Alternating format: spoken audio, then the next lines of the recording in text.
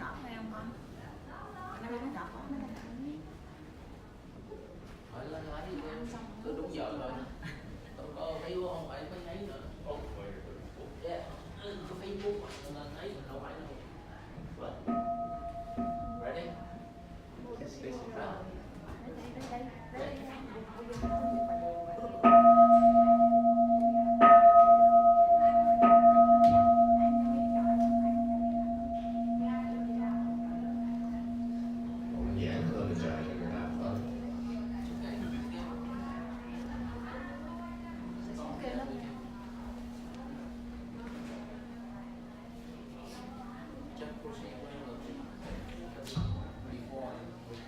Alright, well, I'm going to speak to an audience of a couple of people, but Kenh Long.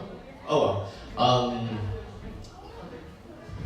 Just to review exactly what we're talking about, especially for the next couple of lectures, we are talking about the Eightfold Path, right? And ultimately, what the Buddha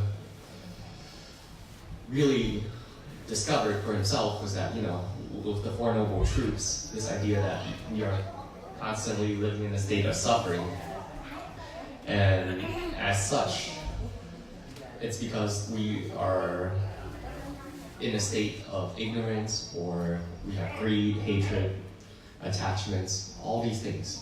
All these are the causes of our suffering, right? And he also stated that there's actually an end to suffering, and the end of suffering starts by following the Eightfold Path. So in the previous 2 weeks, we started talking about the Eightfold Path. We started talking about first right view and then right thinking. Right view, just to recap, it's just having the right view, thinking through the lens of being grateful and not entitled. And right thinking, like always questioning exactly, first, like being present in the moment and not necessarily having your thoughts take you away from the present moment. And also always questioning your thoughts, like, asking, are you sure, before you jump to conclusions and make false thoughts. This week, we will be talking about the right speech. And so you have basically, views, thoughts, and then speech is the logical follow-up. Ultimately, speech, language, and word choice, they have the capacity to do either great harm or great good, right? And to some extent, our words matter. They can create a lot of happiness or a lot of suffering, right? And what is speech? Well, speech is just the expression of our thoughts, but out loud.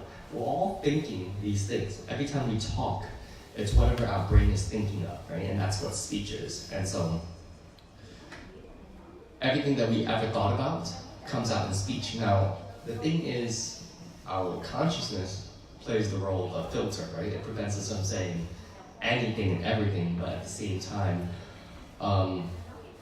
speech is everywhere. It's manifested everywhere, like emails, text messages, postings, blogs, Snapchats, etc., right? Like, you find a lot of speech in daily life. So when they say speech, they're referring to communication. I mean, the question is, how do you have the right speech, communication, etc., right? And so there are 4 major ideas around what does right speech entail. First one is speaking truthfully, right? Calling something as it is and not saying anything more, anything less. For example, if the carpet is red right now, you don't say that the carpet is purple, right? That's what it means to have right speech, and speaking truthfully. Secondly, not speaking in forked tongues. It's an interesting thing, but it's basically saying you don't say one thing to one person and then another thing to another person, right? That's what it means to speak in forked tongue. So you're basically painting the truth slightly differently to 2 different people. Third, not speaking cruelly. Shouting, slandering, cursing, or encouraging suffering or hatred. That's what it means to be speaking cruelly, right?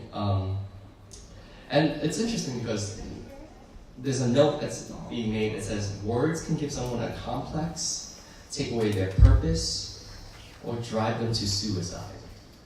So it's so interesting that like 2,500 years ago, the Buddha was able to really perceive that speech is a really, really important thing, and that if you don't have it right, like the consequences can potentially become deadly, right? And we see it into today. There's always news in the background, or news in general, of just like very, very young kids who commit suicide. And why? It's because they've been driven to suicide by bullies. Have they been physically harmed? Not so much. But have they been mentally abused with just words? Possibly, right? And with speech. And so the question is, like, how do you live a more compassionate life? Like, how do you alleviate the suffering of others? Well, it comes down to you looking at yourself and monitoring, do you have the right speech, you know? So that's 1, 2, and 3, and the fourth one is just do not exaggerate, do not embellish, right? If somebody's irritated, don't say that he's furious, right? That's just not the reality, so don't paint the reality in a different light. I just want to like step back and just talk in general. Here's the deal, right? Very much like when I started saying, the Eightfold Path, that's what it is. It's a path that takes us away from suffering and towards a state of peace, right? If you keep that in mind, like every day as you go through your daily life and you're following the Eightfold Path, what it's like right views, right thinking, and now we're talking about right speech, you get a lot closer and closer to that path of peace and tranquility. And also, not only is it peace for yourself, the point of the Eightfold Path is peace for everyone around you, right? And it's interesting because I opened this conversation with this idea that like speech, language, and word choice has the capacity to create great harm and great good. I'll tell you like an everyday daily example. Just the other day, it's interesting. We see on the news all the time, and then we don't. If you're not mindful of it, you don't see it, right? But I walked into a classroom and there were like news clippings, and they were talking about language. And one of the news clippings says like, I think it was the San Francisco Giants. Their baseball team won the World Series, and so what happened was people, and the headline said, San Francisco Giants win the World Series. People take to the streets. Notice the softness in that language. People take to the streets. Whereas in a second poster right next to it, it says Black Lives Matter movement rioting through the streets. Notice the difference in the two words, right? And yet, the way that you use language and the way that you use speech shapes the reality. And the reality is, even though the headline says San Francisco Giants the people take to the streets, in the background with the picture, cars were burning, people were looting. And then where with the Black Lives Matter movement, the pictures were people peacefully protesting. And yet, people changed the language, right? And the one picture where it says people take to the streets, they are actually rioting, they are actually burning cars, looting, etc. Whereas the picture with these people protesting, they were simply just standing in a peaceful line with signs, and yet they're calling those people rioting, right?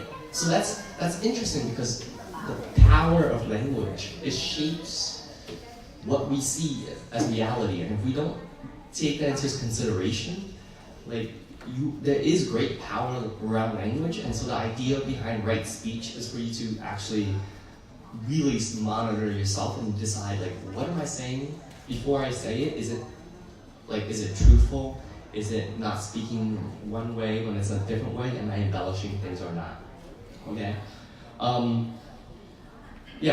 So I talked about how, kids, they don't have to be physically harmed. They could be just like cyberbullied just through mere words, and they're driven to suicide, right?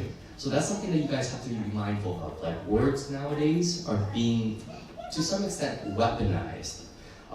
If you guys ever go on like YouTube or something, you'll notice there's only really two comments, well, 2 or 3 types of comments on YouTube.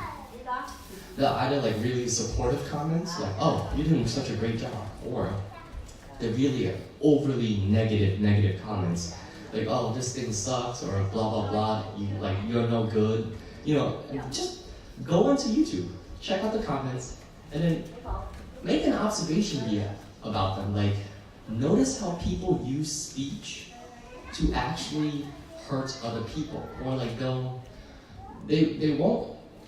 And the way that they observe their reality, like, tells you a lot about them, right? They're not acting out of compassion or anything like that. There's something, some other interesting matter which I remember reading about, which is really fascinating. Have you ever had like a negative experience with somebody, and then all you wanted to do was just like talk about them, like negatively? Interestingly enough, I read that like the more you speak negatively about a person out loud, the truer that becomes in your brain. So if you ever complain about somebody, the more that you complain about that person, the more you see them in that negative light. So anytime I ever have like children or like students of mine like complain about another adult or another person, I just cut it right there. Because I don't let them use speech to propagate like these negative perceptions that ultimately like become their reality, right? So again, it's having the right speech is really about knowing what the right thing is to say, because you have this understanding that words have power. Now it's interesting, this entire time I'm talking about right speech, but like in my reading about this, what's the flip side of having right speech, right? What's the flip side of communicating correctly?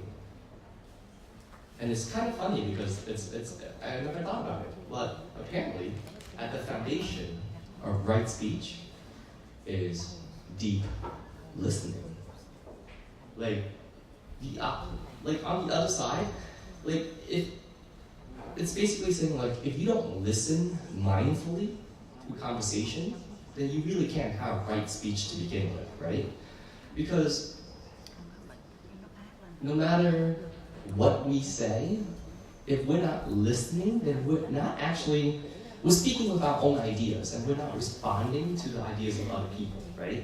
And it's true sometimes, like I'm at fault at that most of the time, where people are telling me stuff and what my brain is doing is saying, how can I respond to this? Or like I'm not really listening to what they're saying, I'm just thinking about the thoughts that I'm going to say next, right?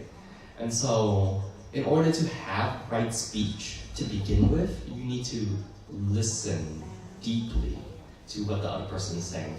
And they also say that like compassionate listening brings about healing. And think about it, that's the job of like a psychotherapist, a psychoanalyst. Like how do they heal people? They have you sit on the couch and you talk about your problems, right? And then from there, what are they doing? They're in a state of deep listening. And that's how at least that's how the healing process begins.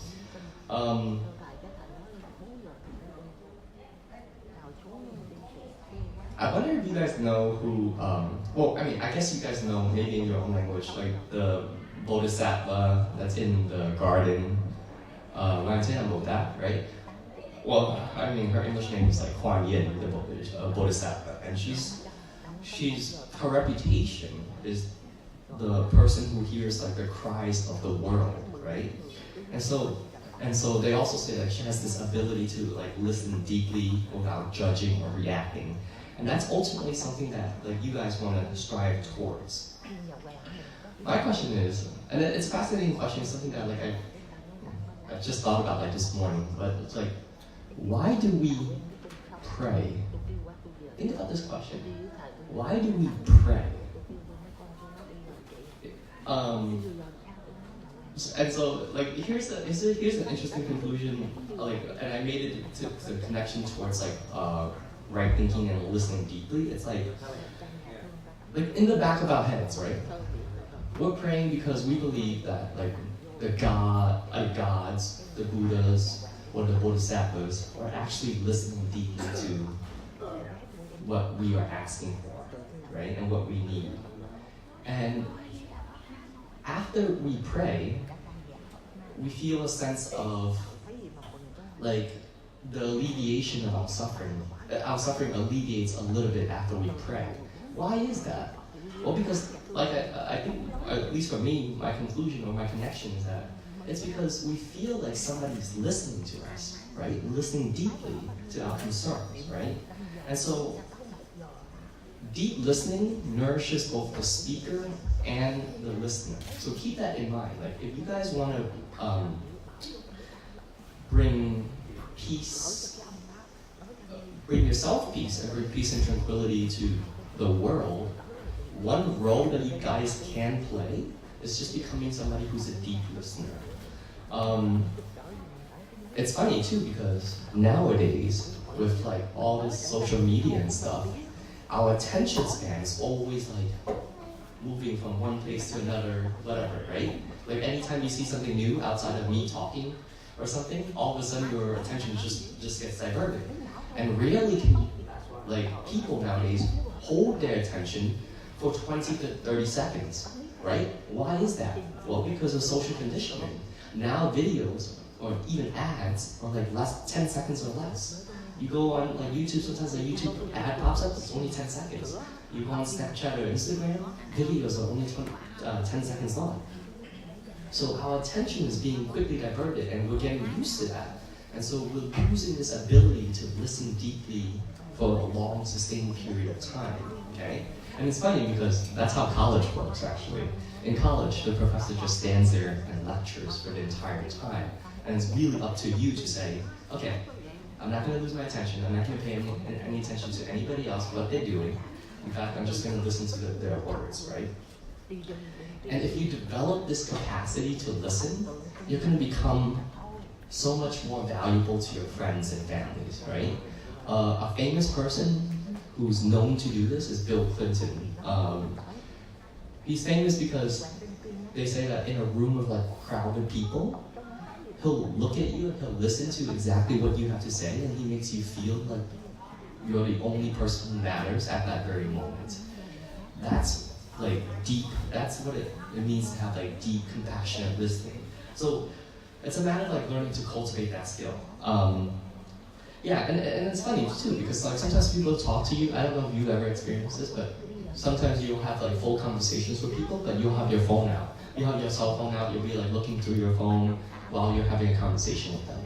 The question is that right? Is that deep listening? And can you have right speech when your brain is elsewhere, distracted by a phone? Not necessarily, right? So, again, so it's interesting, like right speech also entails right listening, okay? Yeah, and like just to like further reiterate this thought, like if you ever like find yourself in a state of suffering, and no one listens to you and you keep it inside you, your suffering is going to endure. But if like someone's able to listen to you and understand you, you'll be able to find relief. It literally just happened like yesterday. Like I had a conflict with a coworker, like where we were arguing about like race relations, etc. And my coworker was screaming at me, and I'm like, "Oh wait, you know, we were having a debate," and he was like saying how like, "No, there is no debate. This is the fact of the matter." And I wanted to tell him that he was wrong, except I didn't. And so I was holding all that like weird energy in me. And so I spoke to my sister about it. I was just talking to her, explaining to her the situation. And right after I told her about the situation, I felt like a little bit of relief from whatever conflict that was in me. So the key takeaway message is this, right? You guys have the capacity to alleviate other people's suffering, right? And you do so by listening with purpose and compassion. Not to know what's going on inside of them, not to give advice to them, just to listen, just to be present in the listening, right? And that's what part of having the right speech is, etc. Okay. Couple more things about right speech, and then we'll be done. So, right speech is like telling the truth, right? But then you might have the question, what if somebody asks you, do they look fat right now? Do you tell the truth then? Have you guys ever heard of like a little white lie? A little white lie is like saying like, oh, if somebody asks you if they're fat, do you tell the truth right away that they're fat? Or do you like just say like, oh no, you look fine? But then if you say, oh no, you look fine, are you not telling the truth? There are guidelines to this, right? So it says, if our way of speaking causes unnecessary suffering, then it's not right speech. Just keep that in mind, right? Sometimes your intention might be good, you might want to be telling the truth, but if the impact is bad, it might not be the right speech. So keep that in mind. So for example, let's just say you have a teacher who's a bad teacher, right? And you just want to say, you tell the teacher, oh, you're a bad teacher. Or let's just say the classroom's crazy, the classroom's wild. And the person is definitely not a bad teacher because there's no control in the classroom. Even though you're right in saying like, oh, you're a bad teacher, to some extent it's going to cause like unnecessary suffering, right? So it might not be correct for you to say it in that way. Whereas if you say like, oh, Miss or Mr. So-and-so, can you teach this concept in a different way? Maybe that'll move that teacher in a better way, other than saying like, oh, you're just a bad teacher, right? That's not right speech. So yeah, and the idea is this, the truth should be presented in a way that people can accept, right? Sometimes like, yes, reality could be harsh and like things are bad, but there's also always like a way for you to frame things that move people. And then you have to also like really like understand who it is that you're speaking to, right? Like for example, let's just say like you're angry with somebody, right? And you're ready to shout at them or write a really angry email. I don't know if you guys have gotten to that level yet, where you've written like an angry email or something to somebody about something that you're angry. But the general rule of thumb is that you wait 24 hours, right? And if you can't deliver the truth in a correct manner, then you just reflect upon yourself and say, I actually can't deliver whatever my feedback to you right now, so can you give me like another day before I give you the feedback again? Because usually sometimes you say things that you end up regretting, right? Because you know that's causing like unnecessary suffering. And in general, right, with right speech, there's a really, really good quote that you guys should always keep in mind, okay? The quote is, and I didn't take it down word for word, but here's the quote. People will forget the words that you say, but they will always remember how you make them, how you made them feel. Keep that in mind. I've given like, let's just say 10 lectures. I've given you guys like 10 lectures where most people have talked to you like hundreds, thousands of words. I doubt you guys can remember any of those words. But you guys do remember how other people make you feel, okay? Like, in 20 years, you won't remember a single word. But the question is, what do you remember about how you feel? Keep this in mind because that should be your guiding principle when you interact with other people. your words matter. Yeah, your words do matter, but they matter in that they make people feel a certain way. So if you want to exercise the right speech, you gotta think carefully, what are the correct words to say that makes them feel like positive and receive feedback in a positive way, right? That's just like a general like advice about this. And like in the real world, it's funny. If you ever want to give feedback, there's actually like techniques on how to give feedback. They call it a compliment sandwich. Can you imagine 2 scenarios? Let's just say you have a person who is let's just talk about homework, right? Let's just say you do homework, right? And then the teacher's grading it, and then let's just say you got 8 problems right, 2 problems wrong, right? Now, imagine a teacher that says, I just graded your homework, and it's absolutely horrible. This question was the easiest question on the homework, and you got it wrong. And this second question, you didn't even show any work.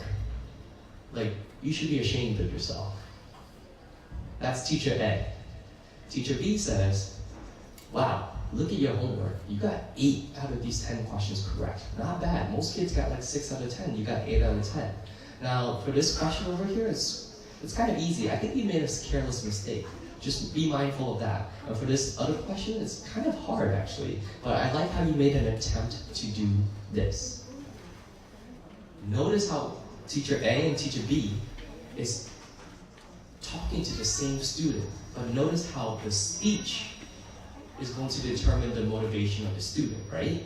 The second student has the capacity to motivate the student way more. And they call it like words of affirmation. It's like you're giving feedback, both of them are giving feedback, right? But one is giving feedback in a way that you can receive, and then exercising like right speech. Whereas the other person, taking the shortest path possible, telling them, oh, this and this is wrong, but never giving any like compliments either. And so you have to learn to balance, right? So they call it a compliment sandwich. You know, it's like give compliment, like give the truth about where the feedback is, but give compliment again. And if you learn to master that concept, that's actually like, it's gonna make you so much better and so much more, like people will approach you more and they'll value your perspective and to some extent your leadership because you know how to work with people. They call that emotional intelligence, right? And I used to be of that sense, was like, I used to be that person who's like, oh, just give me the feedback. I don't care about all like the fluffy, flowery language that you guys have for me. But over time, I realized, oh man, like people need to be built up, right? Their self-esteem needs to be built up. And so ultimately, if you think about having right speech and good listening skills, you can bring yourself happiness, but you have the capacity to bring happiness to other people, okay? And so that's my lecture for today. Thank you.